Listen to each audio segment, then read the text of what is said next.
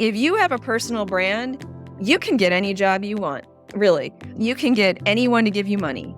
You can get any board membership or appointment or whatever, because you can just always rely on that personal brand. Welcome, everybody, to what is going to be a very powerful episode of Untapped today called The Superpower of Doing What Matters. And I'm Todd Jason, and I'm joined, as always, by my co-host, Lauren Weinstein. And today's episode is truly near and dear to our hearts because we're talking about the notion of having or being connected to a bigger purpose in our lives and work. So in Untapped, we aim to interview the most successful and interesting people that we can find who found some perspective or principle or technique or even a philosophy that has driven them to experience life at their full capacity, that has helped them untap more of their full potential. Now, today's guest is Rachel Konrad, who has many superpowers, but the one we'll focus on is the art of finding a larger mission, and then what happens when we allow this to drive our actions. Now, we can learn a lot about her story, her way of viewing success and fulfillment, and I really encourage you, as you're listening, to take notes and think about how you can apply this mindset shift in your own life.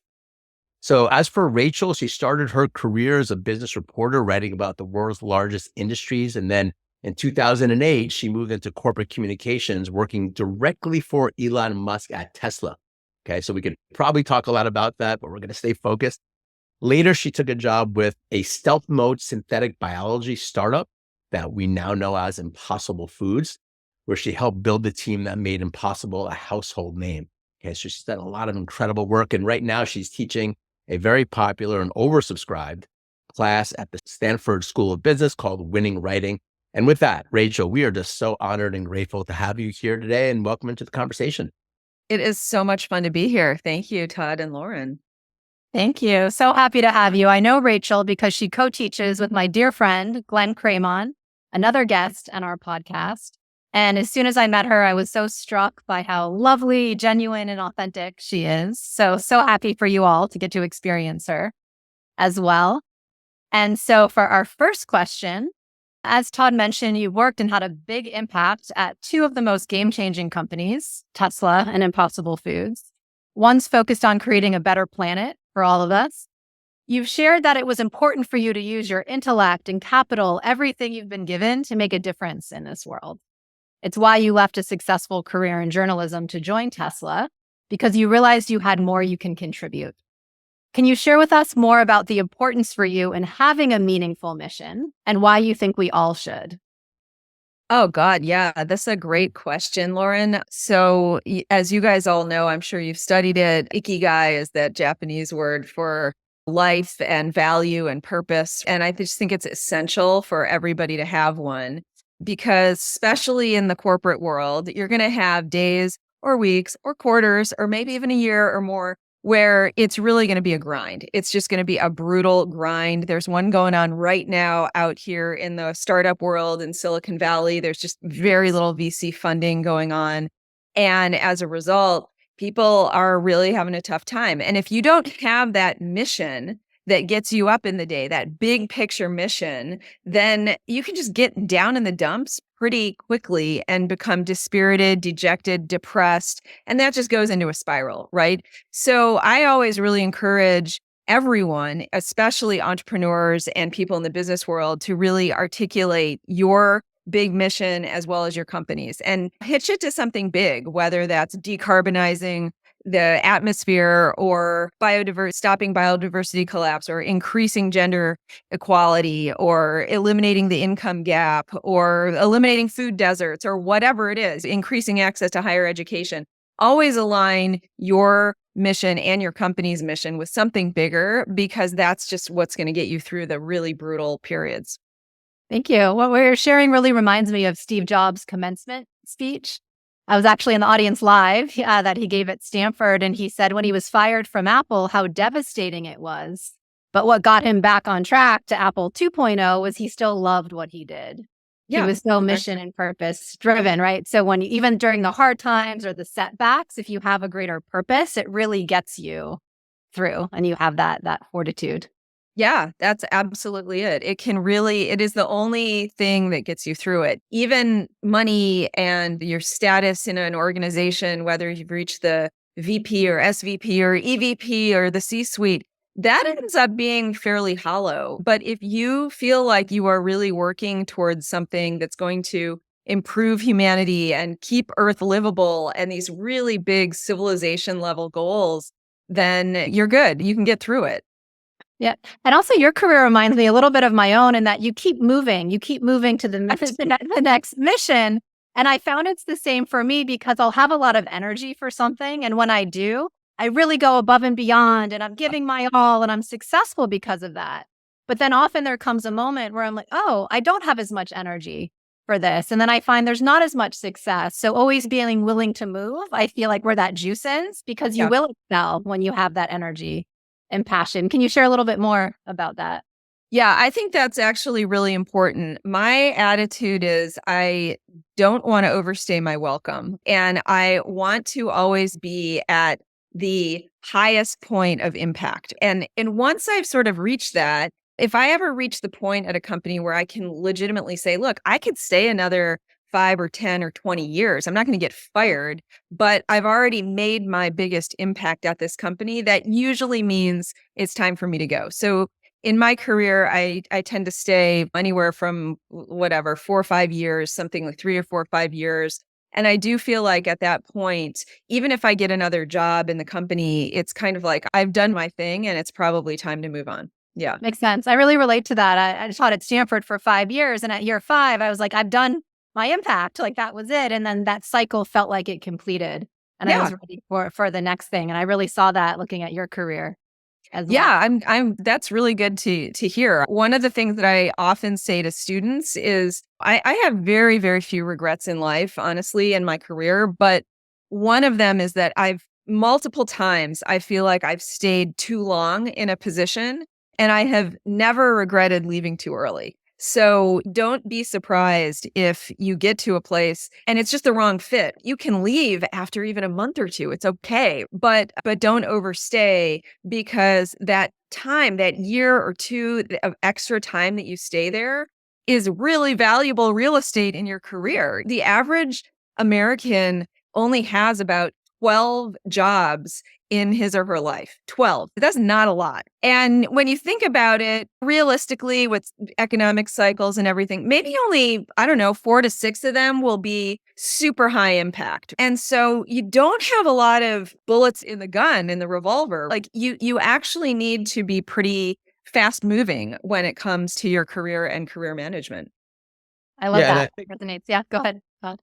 yeah, and I think that how to make these transitions is something that we can dive in deeper with you. But I'm actually want to go back for a second and talk about the mission oriented part of what you do, because I think this is really important for us to really understand how you hold it. Because it's when we talk about, okay, well, I get behind a mission, right? So Tesla had a mission that you got behind, and then Impossible Foods, very easy to understand that those companies are here to change the world in a very direct way. Yeah. How do you hold their mission? Are you able just to, is this something that you're passionate about before, and then you're actually looking for someone out there that's doing it? And then like emotionally speaking, so I think it's one thing to understand this cognitively, but then it's an emotional thing to be able to use leverage to motivate yourself to get through the sloggy stuff, as you mentioned. Yeah. We have to be connected with that mission. I think there's an art to that. And I'm just curious, how do you do that? How do you stay connected and use leverage and like the bigger mission as the thing that's pulling you through the tough moments when it's also changing over every 3 to 5 years? Yeah. So that's a great question. I've been pretty true to the same mission actually since about 1992. So, I mean, just remember, I was born and raised in Detroit. I'm a student of the auto industry. I applied for a Lee Iacocca fellowship to go to college, right? Like, I'm a real Detroiter through and through. And in 1992, I was in college and I was taking this class called Environmental History of the United States. And we read what was at the time a pretty radical manifesto about global warming and the melting of the Arctic and Antarctic ice shelf and things like that. And it was written by the vice president of the United States, Al Gore. It was Earth in the Balance, right? And that just really, really opened my eyes to the fact that, my God, my entire way of life in Detroit is not sustainable, right? It really introduced me to this concept.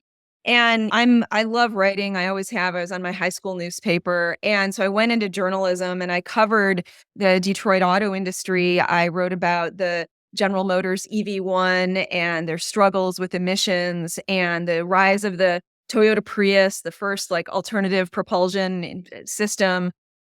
But I realized pretty quickly after years covering the auto industry that, like, man, there's got to be a better way here. Instead of being an objective observer, like a bystander covering the auto industry and having to quote climate deniers and stuff, right? Because you got to have two sides to every story in journalism. I realized, you know what? I will have more impact applying the writing and communication skills I've gotten inside of a company.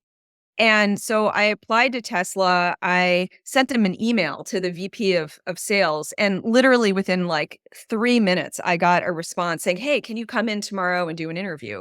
And so I did.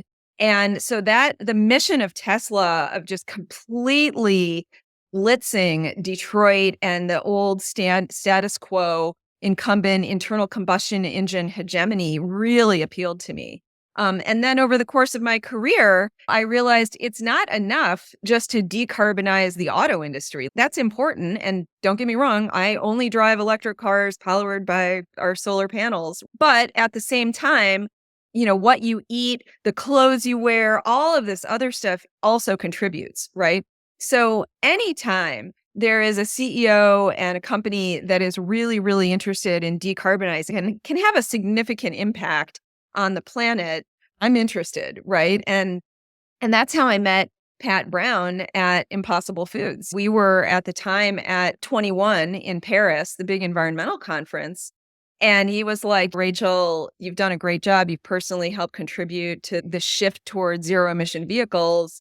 But nobody's talking about the impact of animal agriculture, which is actually more than the impact of every internal combustion engine car, truck, ship, rocket, train, et cetera. And I was like, what? There's just no way that's true. And I went home and I did some diligence and it turned out he was right. And so we moved and I ended up working directly for Pat for 5 years at Impossible Foods. So it's something that's always motivated me. Well, yeah, you're clearly mission driven. And I love getting your backstory because I can see you like in the early 90s reading this and be like, like you found this thing. And then your career has been dictated by this passion that you have. And it's wonderful. And it's very inspiring to hear. If somebody doesn't have that kind of built-in passion or that moment or that lightning rod moment that you had, and they're just at some job or they're in their career and they're doing well, what do you say to those people? What does having that deeper sense of mission do? Like, why is it potentially worth finding that? Yeah, I would argue that most people have the spark, but they might choose to suppress it for whatever reason. I just can't emphasize to you that 1992 moment of getting assigned to read this book and realizing everything I was brought up with is it's not just a lie, it's ruining our planet, right? That Lee Iacocca fellowship that I applied for was like probably the most disgusting, vile thing I could have done. I had no idea. It was really like somebody telling me the truth for the first time. And people have these revelations all the time. They just choose to suppress it. Well, I can't because I've got this stable career. I can't leave the money or the position, or I can't move from the suburb. It's a high cost place. And if I get the job that I really want at a nonprofit or in an academic situation, I'm just not going to be able to live the lifestyle, right? So let's be clear that people actually do have these revelations, but they choose to suppress it. If you have kids, almost every kid, some point between age like 5 and 10, they realize, oh my God, you mean like when I eat chicken, that's Big Bird? Or that piece of hamburger that I ate was an actual cow that I saw in the fields the other day?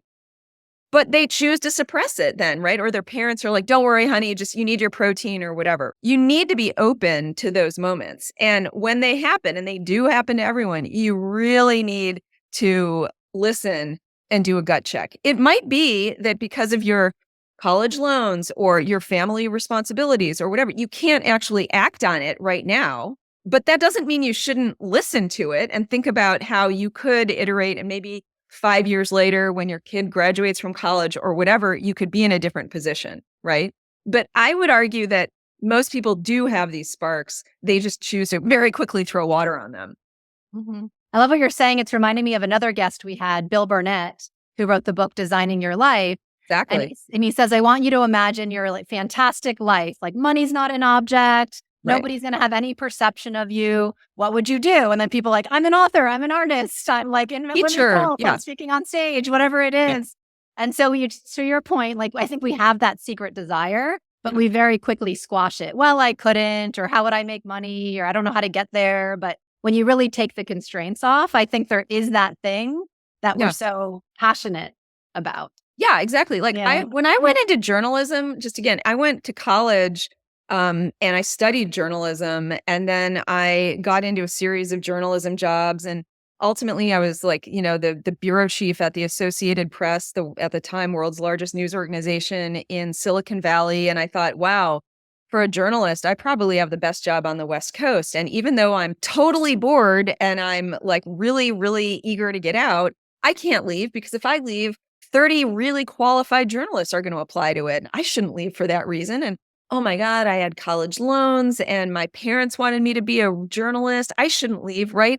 But again, I go back to this thing. One of the very few regrets in my life is that I should have left sooner. I should have left that job sooner. I could have taken 2, 3, 4 years and applied them to other interesting startups in the world of decarbonization. I mean, my God, that would be incredible. But I didn't. And for a bunch of stupid reasons, ultimately. Most people, when they have these sparks and they extinguish them, it's actually for good reason. Again, you need the money. You got to pay off loans or the mortgage or the kids' college tuition or whatever. And I get that, but you should still listen to that. And is there some way you can take that spark, that desire, and reapply it somewhere else, I really love that, because I think listening to this, it gets me fired up. Like, how clear am I around the embodiment and the actualization of my real mission? How much am I really doing that? And I think you're such a stand for that. It's courageous, right? It takes courage to even admit that there's something more here. Like, that's why we're doing this podcast called Untapped, because we're wanting to actually understand our true selves and to actually have that be untapped, which really requires some level of self-awareness and just honesty, like looking at ourselves in the mirror and like saying, hey, this is what I'm really for. But I also love that you're measured, meaning that, well, you probably can't do it all right away. So you need to be able to step into this new mission, or you need to keep it alive. You need to keep the fire tended to some extent. How would you recommend navigating that process to somebody? Let's say they're in a job, they have kids, they have everything set up, but there really is something else that they may want to do, or a larger interest. Are there certain things that they can do specifically to tend that fire, or the ways that you've done that? Because hearing you is interesting. Like, in retrospect, you're always like, man, I should have just done it faster. I had all the excuses that didn't matter. That's the wisdom here. But as we're in it, it's not so easy for us to see being able to take that leap. So how do you recommend people slowly but steadily head towards that more important leap? Well, one way to do that is to take your skills, whether if you're in finance or you're biz dev or sales or comms and marketing or whatever. And let's say you're at some big incumbent industry and it doesn't really attach to your mission anymore, right?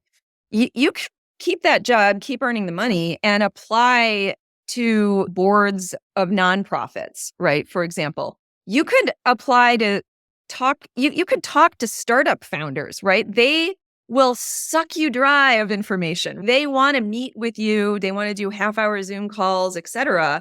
And again, whether you're in finance or marketing or sales, or it doesn't really matter, you can actually apply those skills into a field that's closer to what turns you on, right, to your mission. And whether that's in climate tech or, like I mentioned, equal access to higher education or gender equality or whatever, you can apply that to those disciplines pretty easily. Again, boards, volunteer organizations, and then just helping entrepreneurs. They're really keen to talk to people who are 5-10 years ahead of them in the career progression. I think one fear that people have is, what if I'm not successful? Mm-hmm. And you've actually worked with two people, Elon Musk and Pat Brown, huge success with their missions. What can we learn from them? What would you say they're doing that others aren't, or that we can apply to have more success with our own missions? Yeah, I would say that the secret to both Pat and Elon is that it's two things, really.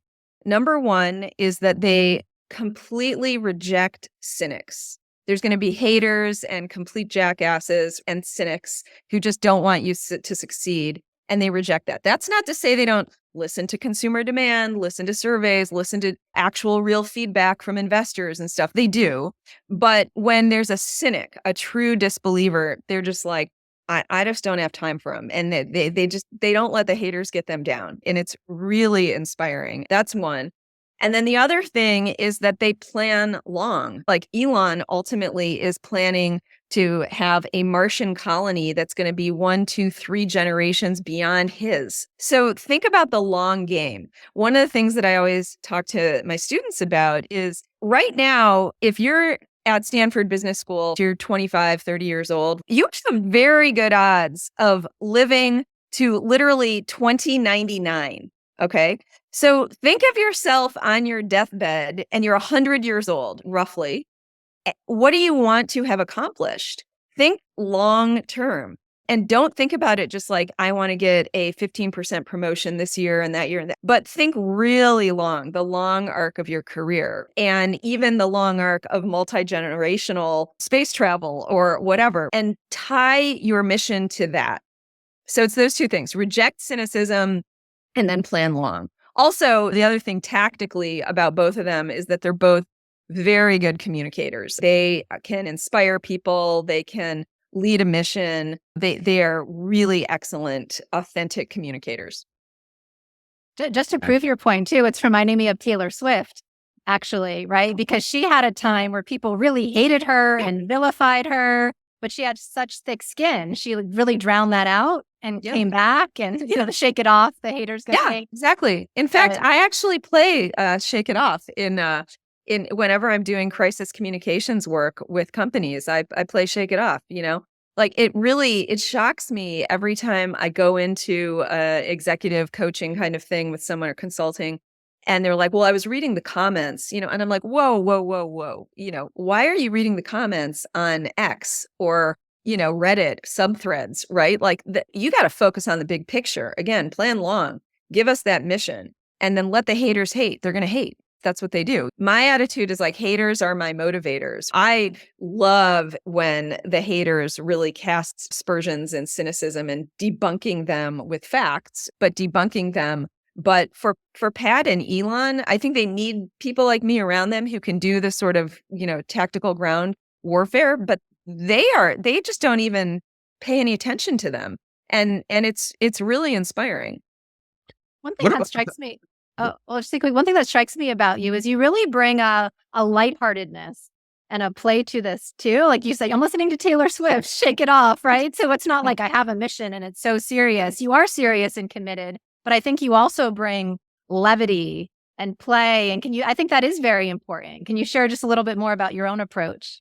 Oh, yeah. I think, first of all, I think that's kind of my nature, right? I definitely don't take myself too seriously, but I try to split the difference here between being lighthearted but not lightweight, right? So I want to have a big mission. I want to know all the facts, but sometimes you just got to laugh, right? You really have to. And I really, in my career, one of the things that I always look for is the mission has to be something I'm really passionate about. And then after that, I try to find a team of people that when I'm doing the job interviews, who I know I'm going to be able to laugh with, because we're going to be going on business trips. We're going to be really dealing with like 2 a.m. crises and things like that. And, major lobbying groups coming after you and trying to cut you down and creating fear, uncertainty, and doubt about your product and your mission. And so you want people who can really laugh with you and celebrate the wins, celebrate the good times. Yeah. And does that also come into play with belief and conviction? And I'm asking because when Elon started Tesla, it was in 2008, I believe, like right during the financial crisis. And I think Goldman and Lehman were like, he's crazy to start this right now. And even he said at some point that he had like a 10% chance of being successful at Tesla. So in addition to kind of leaving the cynics behind, right? And some of the other advice they've given being lighthearted, what about belief and conviction in oneself or in one's product? Like how much does that come into play? Is that something that you've just found the best leaders that naturally do or you do yourself? Or is it something that can also be cultivated in some ways? That's a really good question. I want to just emphasize, I don't think that Elon or Pat, they don't have blind conviction or blind belief in something at all. It's really quite rational and reasonable, right?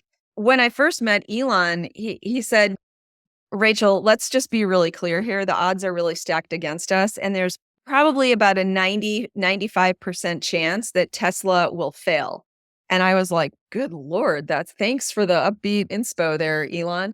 And but if we just leave it to the vile, gross polluting incumbent smokestack industry auto sector, there is a 100% chance that they will catapult us into a complete carbon crisis and civilization cannot continue with any reasonable quality of life. Oh, wow. Okay. So, in that kind of scenario, what are you going to choose? I'll take the long odds any day because I think a lot of people believe that the status quo of incumbent industries is actually more sustainable. It's not. It's especially when it comes to climate change and our biodiversity crisis. Just doing the same old is actually the riskiest thing you can possibly do. Same thing with Pat, right? If we continue to rely on animals to make our protein, we're screwed as a civilization. We've already used more than a third, almost half of the Earth's land mass for animal agriculture, mostly cows.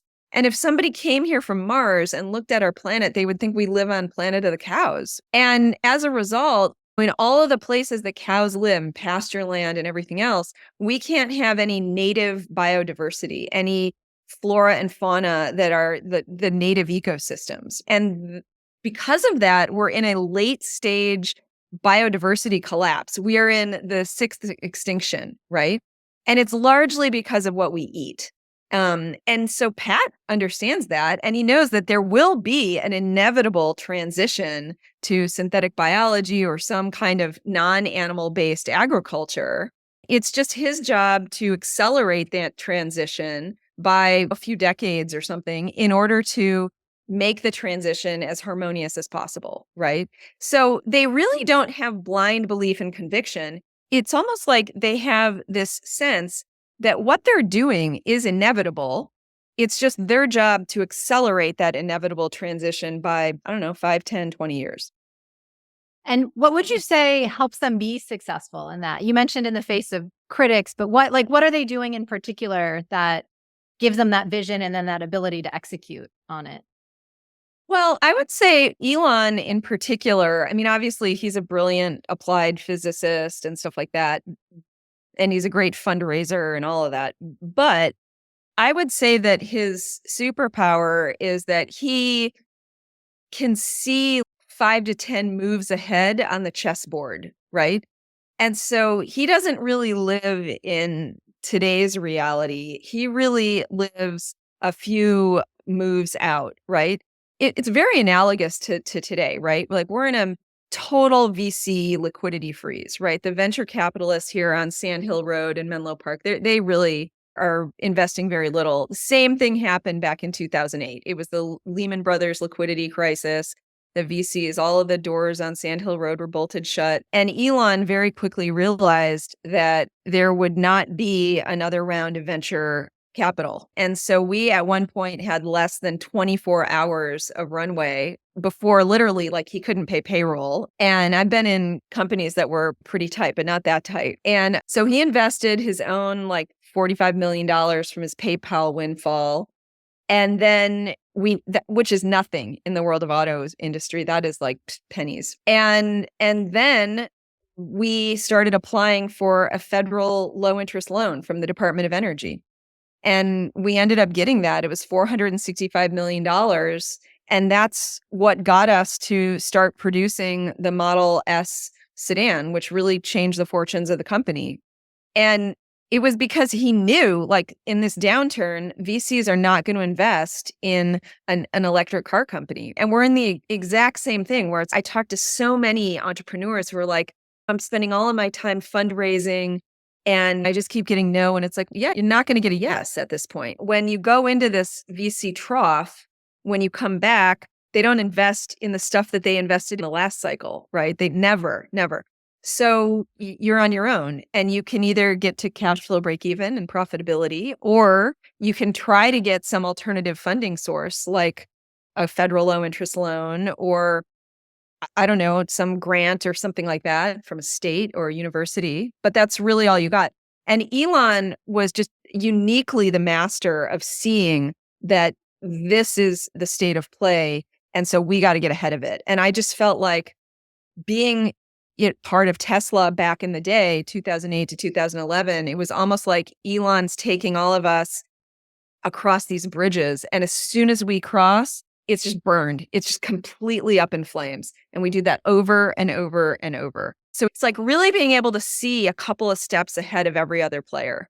Yeah. And I really love also what you said before around how some of these visionaries that we look out and we say, well, how do they do that? But it's not really their visionary. They know that something is inevitable.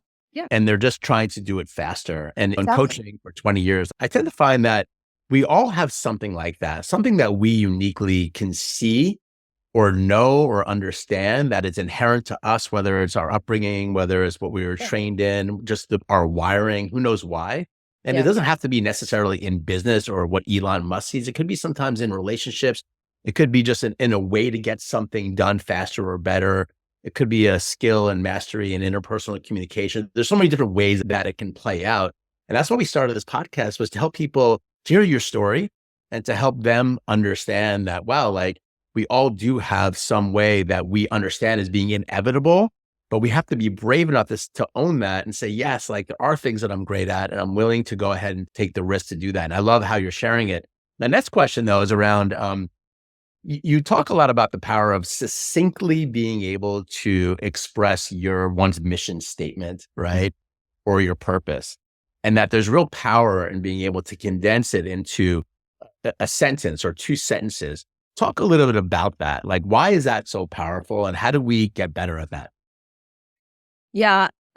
So I teach the class that Glenn Craman famously started 10 years ago, and I don't pretend to be the master at that. He really changed the game for communications and writing at Stanford with that class. I just kind of got lucky and glommed onto it. But one of the things that I do is I teach a class within Winning Writing on personal branding.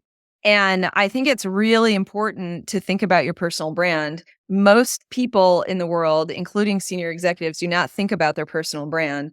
And that gives a huge advantage to people who do put a little time into it. And so what I do is I break it down into 3 legs of the stool. And the first one is, what is your dominant personality trait? Like maybe you're super shy, introverted. Maybe you're the class clown. Maybe you're the provocateur. Maybe you're the middle child who's just like quiet but needs to solve problems and be the peacemaker. I don't know what it is, but you pretty much usually have one. It's often like what your siblings say about you, what kids, your friends in high school wrote in your high school yearbook, that kind of thing, right? It's your dominant personality trait. And number 2 is, I call it your professional spike. What can you uniquely do better than anyone else or most people, let's say, in your ecosystem? Maybe you're just like really good at aligning the right influencers with the right companies and marketing campaigns, finance, right? And tax code and accounting and stuff like that. Or maybe you're really diligent about legal contracts. You do not let anything fall through the cracks. What's your professional spike? That's number 2. And then the third thing, this is really important, is what motivates you. Like for me, it's biodiversity collapse and our carbon crisis. For other people, it's public health. For some people, it's fashion, it's education. And your personal brand is some combination of those 3 things. So I ask students on the first day of class, like either first assignment is to rewrite your LinkedIn bio, and not the CV that goes really deep into every single year when you work where, but the about section. And give me a sense of those 3 things. and tell me a story while you're doing it, right? It's hard. Once people realize that, they're like, "Ooh," but that is essentially your personal brand. And if you have a personal brand, you can get any job you want, really. You can get anyone to give you money. You can get any board membership or appointment or whatever, because you can just always rely on that personal brand. Elon has one, Pat has one. Everyone I've worked for, I helped develop it for them, right? And that ends up becoming a real workhorse for your career. I love that. Would you mind giving us an example of yours or Elon or Pat so we could see how it all comes together? Yeah, sure. So I spent the last 2 years working for this guy named Dave Friedberg. He's a venture capitalist. He has a very successful podcast. It's 4 million users, and he's become a real household name amongst business professionals as a result. And I would say that his three traits are: number one, he is an extreme optimist. This guy can look at any issue and figure out some kind of interesting way to, turn it into a value add for the business, for his family, for America, for the world, right? It's really an unusual trait. Number two, they call him on his podcast the Sultan of Science, right? He's an astrophysics kid from Cal Berkeley. He loves anything related to molecular biochemistry, astrology, astrophysics, he's just a science guy. He's amazing. So call him the Sultan of Science. And then the third thing is, he really believes profoundly in the power of entrepreneurship and capitalism to help save the planet. And we call him, as a result, the adventure capitalist, right? Because he really believes that we can use the power of businesses and capitalism to get stuff done that, frankly, government has failed to do, like help mitigate the carbon crisis and things like that. So those are his. And everyone I work for, I mentally come up with that and I go over it with them. And, I use that in order to get them more podcasts and media appearances, and to get them the right kind of, external messaging, to figure out how to get them to the right panel discussions and conferences and things like that. So again, it can be really, really powerful. What I found so powerful about that is, did you hear what she was sharing?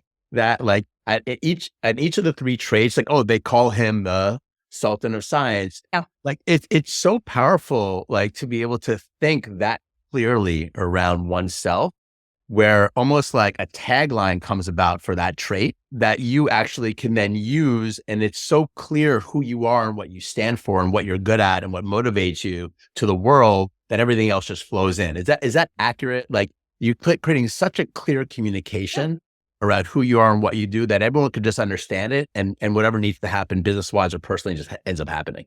100%. Yeah, it's a lot simpler than you think, right? I mean, I'm not the Sultan of Science. I'm not getting deep on the biochemistry, right? But I'm the storyteller, right? And so stories, as everybody here probably knows, they always work in threes, right?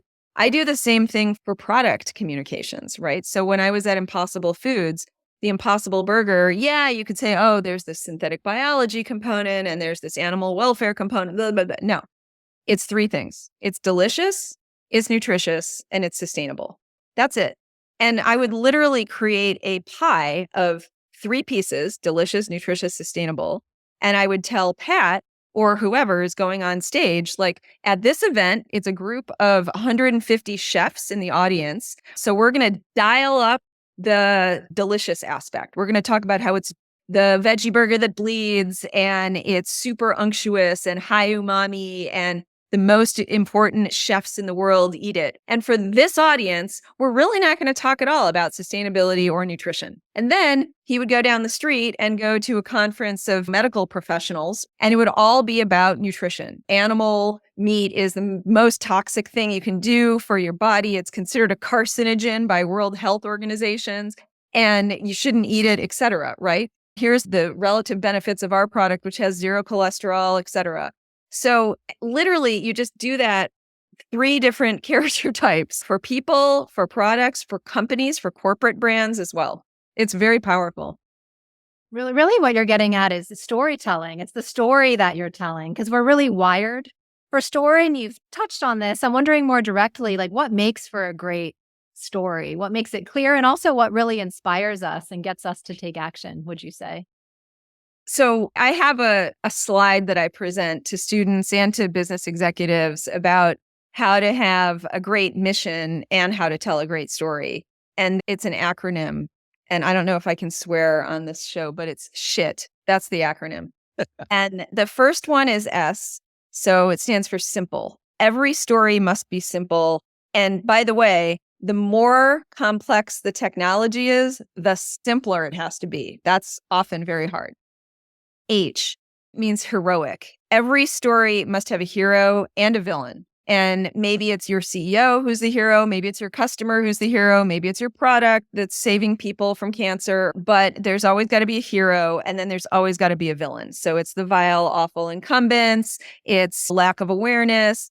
It's some fear, uncertainty, and doubt group that's trying to make your product seem unappealing. It's a lobbying firm. It's whatever. And then I, that stands for inevitable. You actually want to be part of a trend that inevitably will shift. You don't want to be on the wrong side of history. You don't want to be defending big tobacco when we know that it causes cancer. Like there's going to be an inevitable shift. You're just trying to accelerate something that's already going to happen. That's the real flywheel. And then T is timely. And especially when it comes to corporate communications and marketing, social media, et cetera, it's got to be timely, right? You need to have a sense of newsjacking. So if Donald Trump or Joe Biden or whoever says something, you want to glom onto that immediately and talk about how your product is also X, Y, or Z, or it's not X, Y, Z, or whatever, right? When back in the previous election, there was a 24-hour news cycle when Donald Trump was said something like, they're trying to take away your hamburgers. And I was like, oh, thank God. This is amazing. This is a gift, right? So you got to use that. So basically, this is how you make your company the shit. And it's actually very simple. So yeah, but most people, they fail somewhere in there. Engineers and scientists, they can't even do simple. They get really stuck on explaining the science. Or some people who were raised to think, I got to be a renegade. And it's the opposite. You want to do what's inevitably going to happen, right? So most problems come from inability to follow the shit rule. Really love this. The theme of like, there's things that are inevitable that we each have a sense to. And I hope that everyone that's listening to this can get a sense for what they intuitively know for whatever reason and really start to focus on that. And then also what motivates them, like adding those two things in together, right? Just seems so powerful. I also loved how before you talked about thinking over the long term and how some of these great leaders and visionaries are thinking not just 5 years, 10 years, but 100 years out, 200 years out, 5 generations out. Exactly. Right. And how that starts to relieve a lot of these short-term pressures that we're all under, because we really are living in a culture. And I think we can all agree that there's a pandemic of just focusing on like the very, very short term, which creates a survival mechanism. But to bust through that, we really do need to kind of like get over that hump and then really start thinking over the big picture, which can enable us to foster some real change and to untap more of our purpose and our potential. And so we're almost at our time here. I have one last question for you. And then you're generously said that you would stick around for a question or two. So for those of us in our live audience, you have a question, definitely. We'll probably only get to one or two maybe. So think of that for Rachel. But I'm curious what you might say to your younger self, like who might be listening in some dimension right now. What advice you would give yourself from, let's say, 20 or 30 years ago, things that you've learned in this beautiful journey that you've been on that might even help you accelerate and get there faster? What would you say? I would say stop worrying about it, Rachel, right? I mean, I don't feel like I was a very fretful person, but honestly, the stupid bullshit that I worried about, I just like, why did that occupy my brain at all, right? I would also say, as this is a theme that you're going to hear me talk about, is get out sooner, right? Just move on. If you're not happy, if there's no mission, if you don't have coworkers who you really love, who you want to crawl through that foxhole under barbed wire with, just get out. It's okay. I actually have a friend who's a very senior person in HR, and she sometimes she'll take jobs for a month or two just to kind of try it out. She doesn't like it. She doesn't ever put it on LinkedIn. You don't have to worry about it, right? Just leave. And the time that you spend in a job that is not making you happy is much better spent getting a job that makes you happy, or investigating what jobs will make you happy, or actually working in the job that makes you happy. Yeah. Amen. That's personally resonant with Yeah. me. One last question that I think is really important is, so much can happen in our personal lives or with our companies that really throw us off balance, right? Like there's crises that Yeah. hit, internal, external. You're so good at crisis communication. That was a big part of your role. So when something happens, we're faced with crisis or thrown off balance, what would you say is the best way that we can handle that? That's a really good question. I mean, I think that if you're in the C-suite in a company, right? If you're pretty senior and a crisis hits, I actually think you have to spend some time on it, right? And one of the things that Pat Brown and I talked a lot about is, I designed my job so that I could spend about 50% of the time doing crisis communication, right? Because if you're truly a disruptive company and you're trying to disrupt animal agriculture, right? A $2 trillion market with the world's biggest lobbying firm, the US Cattlemen's Association, trying to defend it, right? You should expect the incumbent industry to come back with you to you and try to stamp out this existential threat. So you're going to be in crisis mode. We also had multiple GMOs in our product, et cetera, right? So I always have had personally, I always try to have a relatively small team and people, one or two deputies who I just would really kill for, so that I can hand it off and deal with some urgent threat. We had the US Cattlemen's Association that funded a Super Bowl ad against plant-based meat, and I found out 24 hours in advance, right? What am I going to do? If I'm dealing with meetings and I have all these other board calls and investor meetings, I can't deal with it, right? But if I've designed my job to handle crisis, because I'm at a disruptive company, then I can do it, right? And Pat was the same. He was always willing to. I mean, I've had to call him at 2 a.m. and can you look at this Google Doc? I got to go live with this. It's going to be on Bloomberg at 3 a.m. West Coast time, et cetera, right? So I just think crises are just that. It's an existential threat to your business. And if you don't take it seriously, if you kind of try to just outsource it to someone else, you're screwed. It's game over. I'm curious, how did you handle that? So I'm guessing you stay calm, like you accept it's happening, you stay calm, and then what? Like, how did you handle that Super Bowl ad? Oh, the Super Bowl ad was like one of my most fun campaigns ever. We actually created within 24 hours a parody Super Bowl ad of the plant-based meat companies. I'll send it to you. So we used humor to deflect that one, and we actually created a complete satirical send-up of their ad.